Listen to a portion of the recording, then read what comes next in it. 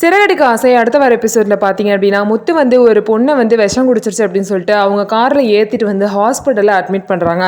அந்த பொண்ணு பார்த்தீங்கன்னா தான் ஆசைப்பட்ட பையனோட சேர்த்து வைக்காதனால அந்த பொண்ணு பார்த்தீங்கன்னா விஷத்தை குடிச்சிட்டு அட்மிட் ஆகிருப்பாங்க. அவங்க அம்மா கதற பார்த்துட்டு முத்துக்கு பார்த்தீங்கன்னா ரொம்பவே மனசு கஷ்டமாயிரும். ஒருவேளை சீதாவும் இந்த மாதிரி பண்ணிட்டா என்ன பண்ணுறதுன்னு சொல்லிட்டு ரொம்பவே வந்து முத்து வந்து யோசிக்க ஆரம்பிக்கிறாரு. அது மட்டும் இல்லாமல் இதை தொடர்ந்து பார்த்தீங்க அப்படின்னா சீதாவோட அம்மாவும் வந்து முத்து கிட்ட சீதாக்கு இந்த நிலைமை ஆயிரும் அப்படின்னு சொல்லிட்டு நான் நினச்சி கூட பார்க்கல.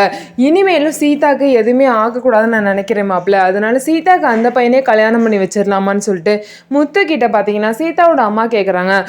முத்து என்ன யோசிக்கிறார் அப்படின்னா அத்தையே வந்து நமக்காக வந்து நம்ம சொல்கிறத கேட்டு இருந்தாங்க. ஆனால் அவங்களே இவ்வளோ தூரம் வந்து இறங்கி வந்து பேசுகிறாங்க அப்படின்னா கண்டிப்பாக எல்லாமே சீதா மேலே யோசிச்சு தான் இது பண்ணுறாங்க. அதனால் நம்மளும் வந்து அடம் பிடிக்கிறதுல ஒரு பிரயோஜனமும் இல்லை அப்படின்னு சொல்லிட்டு முத்து பார்த்தீங்கன்னா இறங்கி வந்து எனக்கு ஒன்றும் பிரச்சனை இல்லாத சீதா வாழ்க்கை எதுவும் வீணாயிடக்கூடாதுன்னு சொல்லிட்டு பயந்து தான் நான் வந்து இவ்வளோ தூரம் வந்து ரொம்பவே அடம் பிடிச்சிட்டு இருந்தேன். ஆனால் நீங்களே இவ்வளோ தூரம் கேட்கும் போது என்னால் என்ன சொல்ல முடியும்? நீங்கள் தாராளமாக அந்த பையனை கல்யாணம் பண்ணி வச்சுக்கோங்க.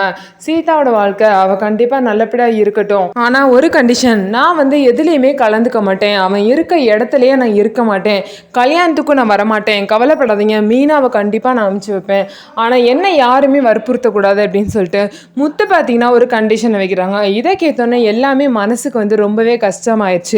இருந்தாலும் சீதாக்காக இது எல்லாத்தையுமே பொறுத்துட்டு கல்யாண வேலையை ஆரம்பிக்கலாம் அப்படின்னு சொல்லிட்டு குடும்பத்தில் எல்லாரும் பார்த்தீங்கன்னா கல்யாண வேலையை ஆரம்பிக்கிறாங்க.